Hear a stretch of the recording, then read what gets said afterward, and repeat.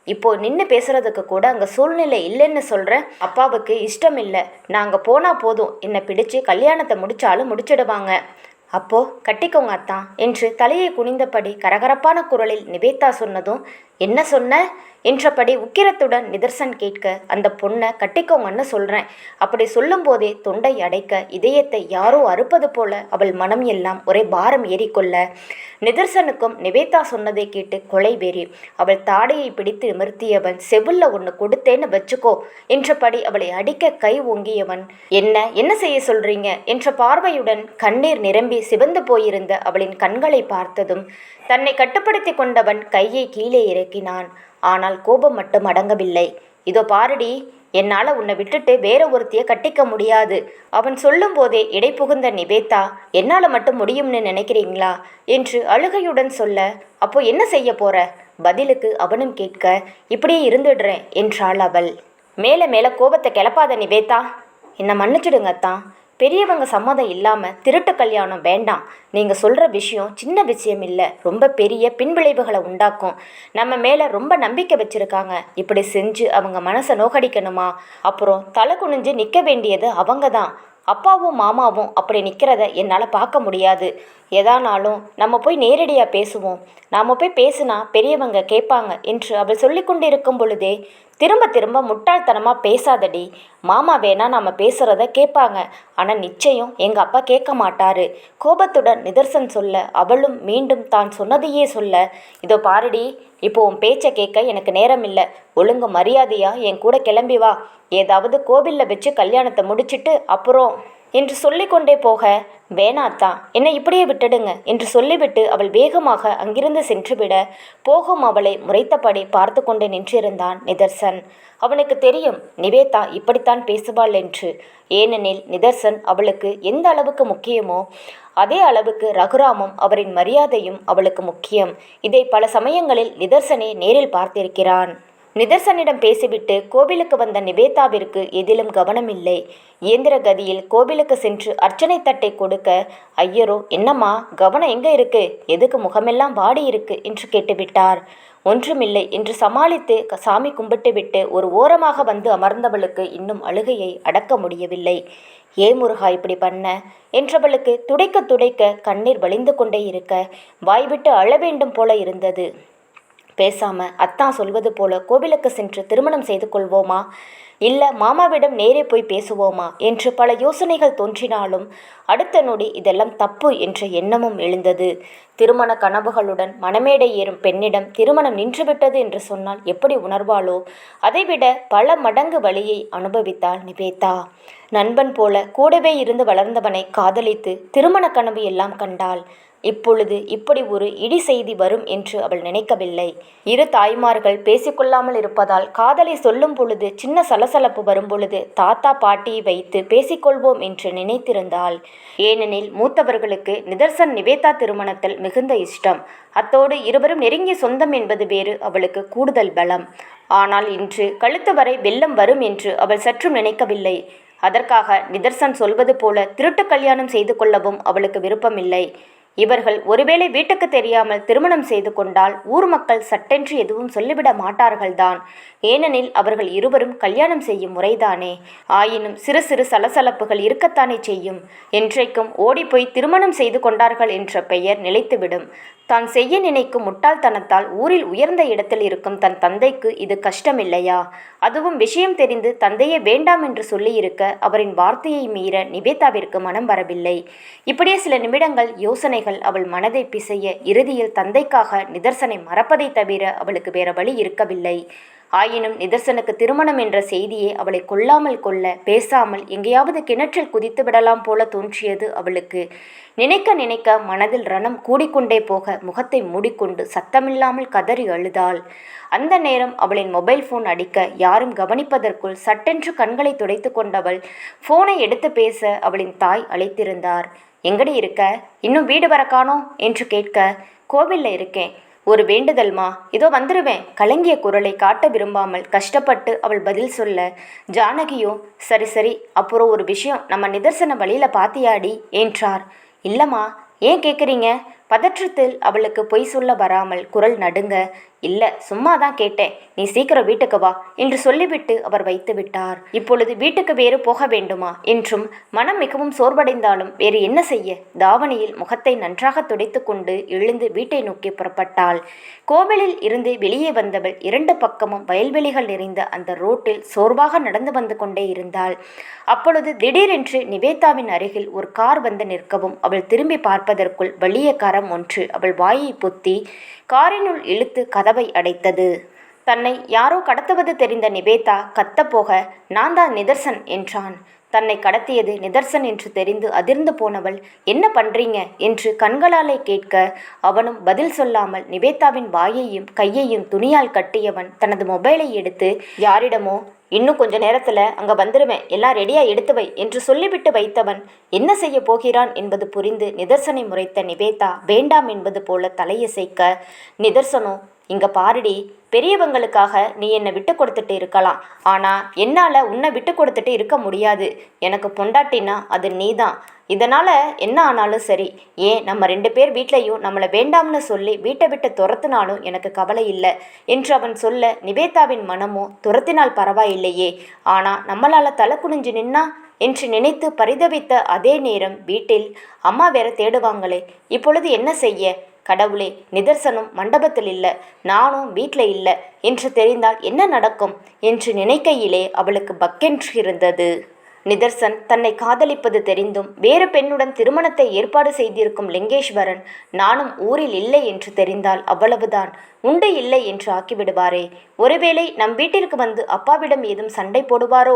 கடவுளே, நினைக்க நினைக்க திக்கென்று இருக்க இதையெல்லாம் புரிந்து கொள்ளாமல் நிதர்சன் வேறு இப்படி செய்கிறானே என்று நிதர்சன் மேல் கொலை வெறி. வர முடியாது, அவன் இழுத்த இழுப்புக்கெல்லாம் போக முடியாது என்ற கோபம் வர அவனிடமிருந்து தப்பிக்க சட்டென்று கதவின் லாக்கை திறக்கப் போனாள். நிவேதாவின் செயலை பார்த்து சட்டென்று சுதாரித்த நிதர்சன் அவளை இழுத்து தன் கை வளைவுக்குள் கொண்டு வந்தவனுக்கு அவ்வளவு ஆத்திரம் வர, ஏண்டி என்ன பண்ற? அடிச்சு பல்லெல்லாம் பேத்துடுமே, அறிவு இருக்கா உனக்கு? கீழே விழுந்தா என்ன ஆகும்? ஒழுங்கா அமைதியாவா, இல்லை வேற ஏதாவது பண்ணிட போறேன் என்று கோபமாக சொல்ல அவளும் முடியாது என்பது போல தலையசைத்தவள் அவன் பிடியிலிருந்து திம்மிர நிவேதாவை கட்டுக்குள் வைத்திருக்க மிகவும் சிரமப்பட்டு போனான் நிதர்சன். ஒரு வழியாக நிதர்சனின் குலதெய்வ கோவில் வர தேசிய நெடுஞ்சாலையில் இருந்து பக்கவாட்டில் இருந்த ஒற்றையடி பாதையில் சற்று தள்ளி இருந்தது அந்த கோவில். மிகவும் சின்ன கோவிலான அன்று திருவிழாவின் போது மட்டுமே கூட்டம் வரும் என்பதால் அப்பொழுது ஆட்கள் இல்லாமல் காலியாக இருந்தது. காரை ஓட்டி வந்த நிதர்சனின் நண்பன் காரை ஓரமாக நிறுத்திவிட்டு ஏற்பாடுகளை சரிபார்க்க உள்ளே சென்றுவிட திமிரிக் கொண்டிருந்த நிவேதாவை எப்படியோ கஷ்டப்பட்டு காரிலிருந்து வெளியில் இழுத்து வந்த நிதர்சனம் கிட்டத்தட்ட அவளை இழுத்து கொண்டு கோவிலுக்குள் சென்றான். மனம் முழுவதும் காதலை வைத்துக்கொண்டு திருமணம் வேண்டாம் என்று சொல்லும் காதலியை கடத்தி சென்று திருமணம் செய்பவன் அவன் ஒருவனாகத்தான் இருப்பான் போல. எப்படியோ நிதர்சன் கோவிலுக்குள் செல்ல அங்கே அவனின் நண்பர்கள் அவர்களுக்காக காத்திருந்தனர். அவர்களில் ஒருவன் கோவில் பூசாரியின் மகன். இருக்கும் அவசரத்திற்கு அக்னி குண்டம் வளர்ப்பு மந்திரங்கள் சொல்லி திருமணம் செய்ய முடியாத காரணத்தால் இப்போதைக்கு நிதர்சன் குலதெய்வத்துக்கு தேங்காய் கற்பூரம் காட்டி அர்ச்சனை மட்டும் செய்துவிட்டு அதன் பின் நிவேதா கழுத்தில் தாலி கட்டுவது என்று ஏற்கனவே முடிவு செய்திருந்தான் நிதர்சன். அதன்படி நிதர்சனின் நண்பன் ஆரத்தி தட்டில் கற்பூரத்தை எடுத்து வைத்த அதே நேரம் திமிரிக் கொண்டிருந்த நிவேதாவிற்கு இருமல் வரவும் முதல்ல தங்கச்சிக்கு தண்ணீர் கொடு என்றபடி வாட்டர் பாட்டிலை எடுத்து கொடுத்தான் நிதர்சனின் நண்பன். அதை வாங்கி கொண்ட நிதர்சன் நிவேதாவின் வாயில் கட்டியிருந்த துணியை லேசாக விளக்க, வேண்டாம் தான் சொன்னா கேளுங்க ப்ளீஸ். இருமலுக்கு நடுவே அவள் கூற, தயவு செஞ்சு புரிஞ்சுக்கோ ப்ளீஸ், நிலைமை கைமீறி போயிடுச்சு. இந்நேரம் அவங்க வீட்டில் எல்லாருக்கும் விஷயம் தெரிஞ்சிருக்கும். இனி வேற எதுவும் பண்ண முடியாது என்று பதிலுக்கு இவனும் கெஞ்ச, அண்ணே நீங்களாவது சொல்லுங்க அண்ணா ப்ளீஸ், இது தப்பு, பெரியவங்களுக்கு தெரிஞ்சா அசிங்கமாக போயிடும். ப்ளீஸ் அண்ணா, அத்தானுக்கு நீங்களாவது எடுத்து சொல்லுங்க. நிதர்சனின் நண்பனிடம் நிவேதா சொல்ல தர்ம சங்கடமாக போனது அவனுக்கு. இருந்தும் ஒன்றும் பயப்படாத தங்கச்சி, முதல்ல கல்யாணத்தை முடிப்போம், மற்றதை நிதர்சன் பார்த்துப்பான். உனக்காகத்தான் உயிரை கையில் பிடிச்சுக்கிட்டு வீட்டில் இருந்து ஓடி வந்திருக்கான் என்று அவன் ஆறுதல் சொல்ல நிவேதாவிற்கு என்ன சொல்வதென்றே தெரியாமல் நிதர்சனின் முகத்தை கெஞ்சலாக பார்த்தாள். ஆனால் நிதர்சனோ கட்டாயப்படுத்தி நிவேதாவை தண்ணீர் குடிக்க வைத்தவன் நண்பர்களிடம் வேலையை பார்க்க சொன்னான். நிதர்சனின் இரும்பு பிடியில் இருந்து ஒரு அடி கூட நகர முடியவில்லை. அழுகையும் கோபம் கலந்த நிலையில் பற்களை கடித்தபடி நின்றிருந்தாள்.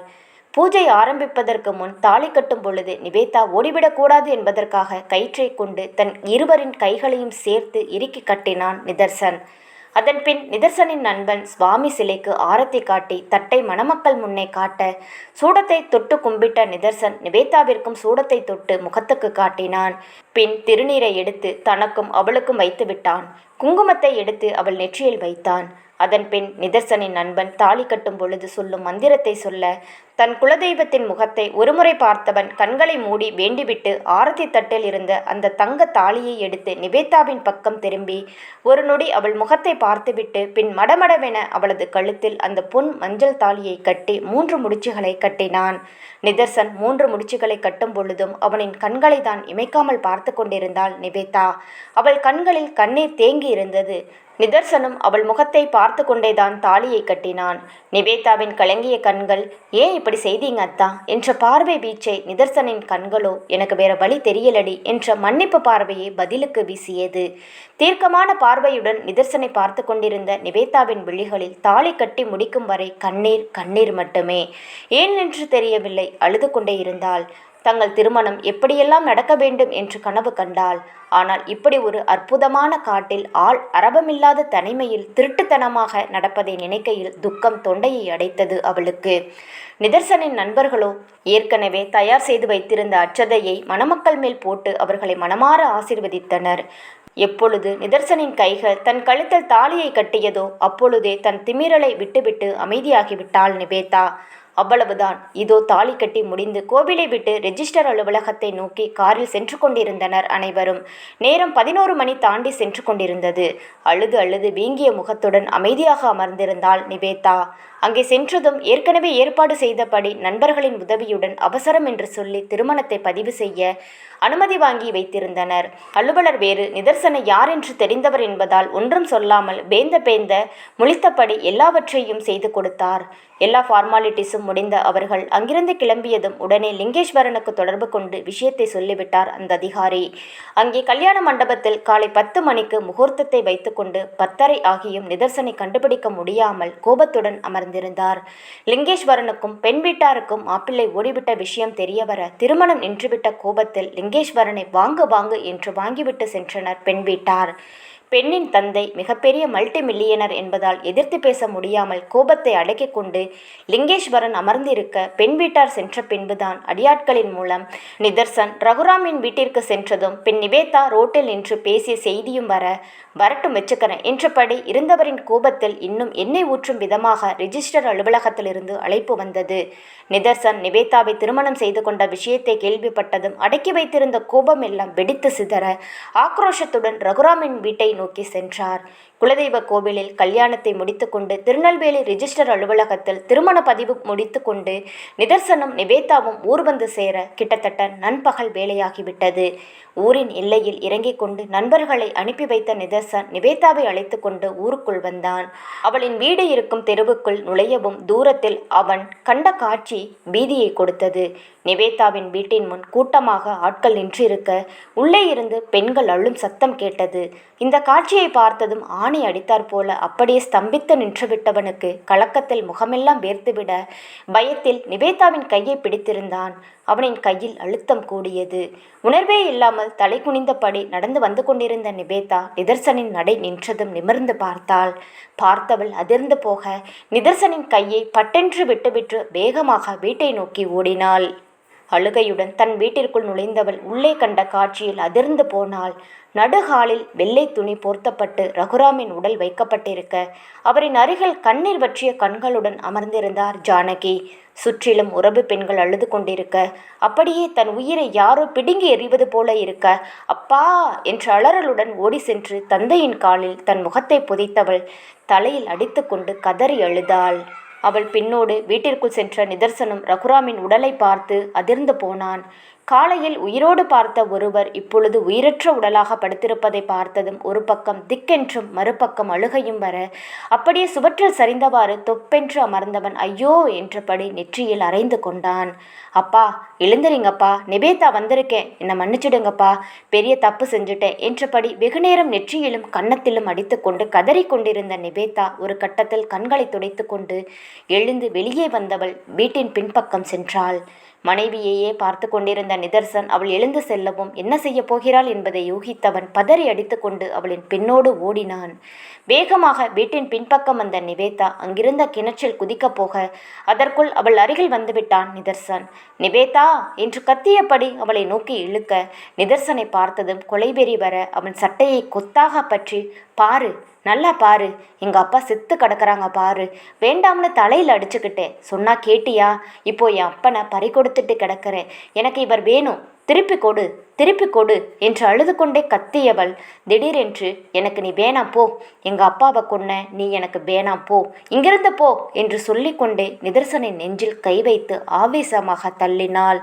நிதர்சனால் என்ன சமாதானம் செய்ய முடியும்? அவன் செய்த செயலால் ஒரு உயிர் அல்லவா இப்பொழுது இந்த உலகத்திலிருந்து சென்றுவிட்டது. அதுவும் தான் மிகவும் பாசம் வைத்திருக்கும் தாய்மாமன் அல்லவா. ஒன்றும் சொல்ல முடியாமல் அவள் தள்ள தள்ள பின்னோக்கி சென்றவன் கால் தடுக்கி கீழே விழுந்தான்.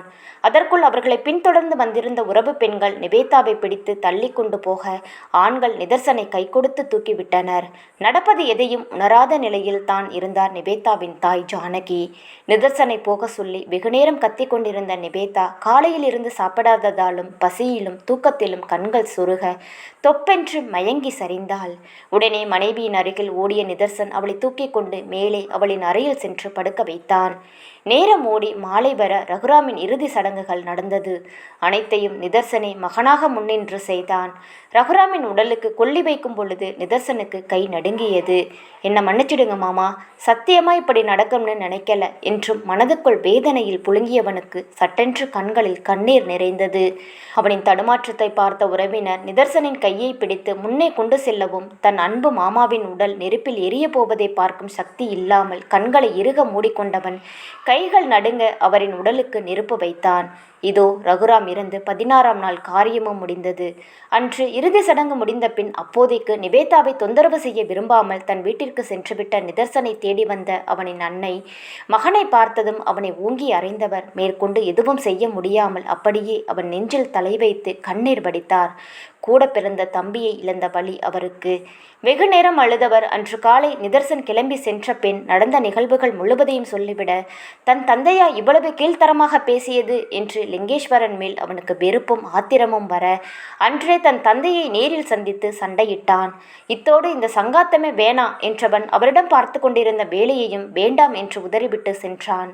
அங்கே நிவேதாவோ எதை பற்றியும் நினைக்காமல் தந்தையின் அறையில் அவரின் புகைப்படத்தின் முன் கிடந்தபடி சாப்பிடாமல் உறங்காமல் நாட்களை கழித்தாள். ஜானகி எவ்வளவு சொல்லியும் அவள் எதுவும் சாப்பிடவில்லை. நிதர்சனம் கூட அன்று நிவேதா ஆவேசமாக பேசிய வார்த்தைகளில் அவளை நேரில் பார்ப்பதற்கே பயந்து போனான். இதில் தன் தந்தை பேசிய வார்த்தைகள் வேறு அவனை அச்சம் கொள்ள செய்தது. அப்பா மாமாவை பேசின வார்த்தை மட்டும் அவளுக்கு தெரிஞ்சது என்ன உயிரோட கொன்னுடுவா என்று நினைத்தவன் சில நாட்களுக்கு நிவேதாவின் முகத்தில் விழிப்பதை தவிர்த்தான். ஜானகியை மட்டும் அவ்வப்பொழுது சென்று பார்த்துவிட்டு வந்தான்.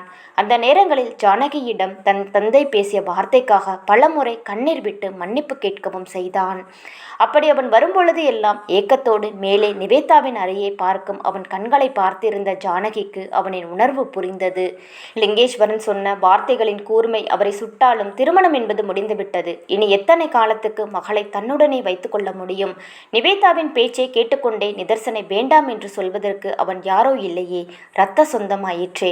அது மட்டுமில்லாமல் நிவேதாவும் அவனை காதலித்து கொண்டுதானே இருந்தாள். உடனே இல்லை என்றாலும் சிறிது காலம் கழித்தாவது மகளிடம் இது பற்றி பேச வேண்டும் என்று நினைத்து கொண்டார்.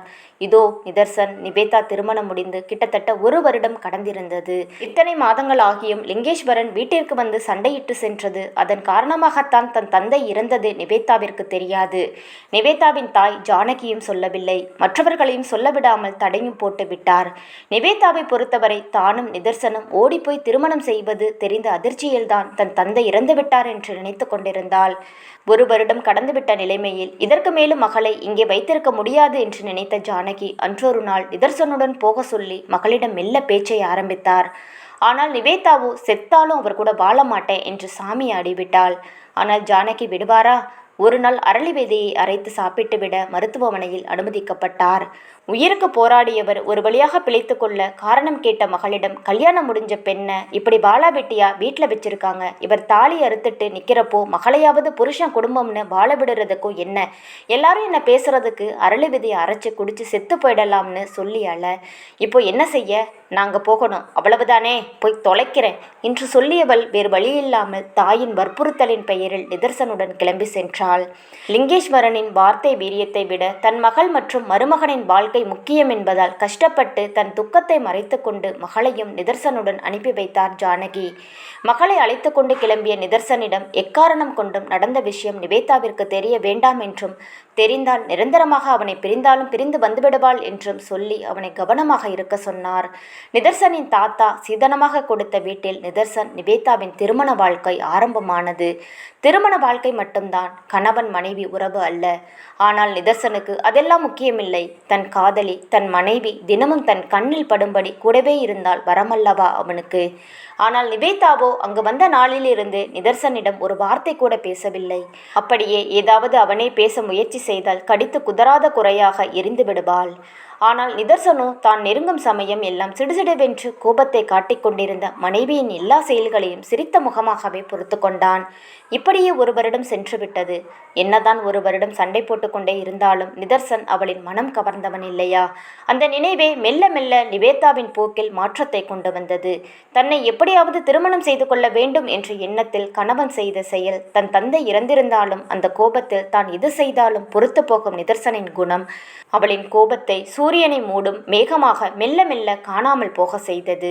நாட்கள் மாதங்களாக செல்ல ஆரம்பத்தில் எதற்கெடுத்தாலும் சண்டை போட்டு கொண்டிருந்தவள் மெல்ல மெல்ல அதை குறைத்து கொண்டாள். ஒரு கட்டத்தில் சண்டை போடுவதை நிறுத்திவிட்டு அமைதியாக இருக்க ஆரம்பித்தாள். அதன் பின் நிதர்சன் ஏதாவது பேசினால் 1-2 வார்த்தைகளில் பதில் கொடுக்க ஆரம்பித்தாள். நிவேதாவின் இந்த மாற்றத்திற்கு இருபக்க பாட்டிமார்களும் முக்கிய காரணம். நிவேதா நிதர்சனுடன் ஒன்றாக இருந்தும் மனைவியாக மாறவில்லை என்பதை புரிந்து கொண்ட பெரியவர்கள் அவ்வப்பொழுது நிதர்சன் வீட்டுக்கு வந்து சில நாட்கள் தங்கியிருந்து பெரியவர்களாக வாழ்க்கையில் முக்கியத்துவத்தையும் நிதர்சனின் பொறுமையான குணத்தை பற்றியும் நிவேதா புரிந்து கொள்ளும்படி சொல்லிக்கொண்டே இருந்தனர். பெரியவர்களின் அறிவுரையும் நிவேதாவை யோசிக்க வைக்க அவளின் செயல்களில் மாற்றம் தெரிய ஆரம்பித்தது. இப்படியே நாட்கள் செல்ல அன்றொரு நாள் காலையிலேயே தலைக்கு குளித்து புடவை கட்டியிருந்தவள் தலைமுடி காய வேண்டுமென தலையில் துண்டுடன் படுக்கையை சரி செய்து கொண்டிருக்க, அப்பொழுது அறைக்குள் நுழைந்த நிதர்சனுக்கு மனைவியின் அந்த பளிச்சென்ற தோற்றம் மனதுக்குள் செல்லென்ற உணர்வை ஏற்படுத்த அவளையே பார்த்தபடி தன் வேலைகளை செய்து கொண்டிருந்தான்.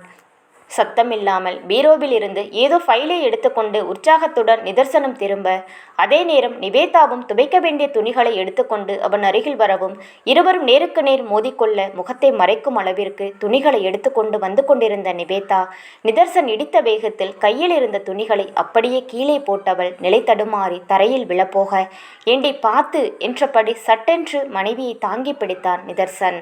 நிவேதா என்னவோ கீழே விழாமல் தப்பித்து விட்டால்தான்.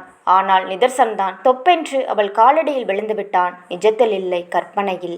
தன் கை வளைவில் வெகு அருகில் தெரிந்த மனைவியின் முகம் என்றைக்கும் இல்லாமல் இன்றைக்கு கூடுதல் அழகாக தெரிய, தன்னையும் அறியாமல் அவளை இன்னும் இறுக்கி அணைத்தவன் மெதுவாக நிவேதாவின் இதழ் நோக்கி குடிய அவளும் நிறைந்தபடி கணவனின் முகத்தை பார்த்தாள். நிவேதாவின் முகத்தை பார்த்துவிட்டு, ப்ளீஸ் டி, முடியலை, ஒரே ஒரு கிஸ் மட்டும் என்று முகத்தை சுருக்கியபடி நிதர்சன் சொன்னது சட்டென்று அவளுக்கு வெட்கத்தை வரவழைக்க ஒன்றும் சொல்லாமல் அமைதியாக இருந்தாள். மனதுக்குள் அவளுக்கும் நிதர்சனின் நிலை கஷ்டமாகத்தான் இருந்தது. நிதர்சனுக்கும் அவளுக்கும் திருமணம் முடிந்து 2 வருடங்களுக்கு மேல் ஆகிவிட்டது. இருந்தும் அவன் கணவனுக்கு உண்டான எந்த உரிமையையும் அவள் மீது திணிக்கவும் இல்லை. ஆயினும் தன்னை காதலித்து ஒற்றை காலில் நின்று திருமணம் செய்து கொண்டவன் ஆயிற்று. சந்தோஷமாக வாழ வேண்டும் என்ற ஆசை இருக்காதா? அவனின் நியாயமான ஆசையும் தேடலும் புரிந்ததால் தான் நிவேதாவும் ஒன்றும் சொல்லாமல் அமைதியாக நின்றாள். தலை குனிந்து நின்றிருந்தாள். மனைவியின் முகமே சம்மதத்தை சொல்ல அவள் முகத்தை நிமிர்த்து, நிஜமாவாடி, கிஸ் பண்ணிக்கவா என்று ஆசையாக அவன் கேட்க நிவேதாவின் இதழ்கள் சொல்லாத பதில் அவளின் கண்கள் சொல்லியது. நிதர்சனோ மாட்டாளோ என்று கவலைப்பட்டு கொண்டிருந்தவனுக்கு அவளின் இந்த மாற்றம் துள்ளி குதிக்க வேண்டும் போல இருக்க ரொம்ப ரொம்ப தேங்க்ஸ் டி என்றவன் தன் முதல் முத்தத்தை மனைவியின் இதழ்களில் மிகவும் அழுத்தமாக பதித்தான். அன்றைய இனிமையான சம்பவத்திற்கு பின் சின்ன சின்ன பார்வை பரிமாற்றங்கள், இதழ் முத்தங்கள் அனைத்தும் நடக்க நாட்கள் செல்ல செல்ல சிறிது நாட்களில் அவர்கள் இருவரும் உடல் அளவில் கணவன் மனைவி ஆகினர்.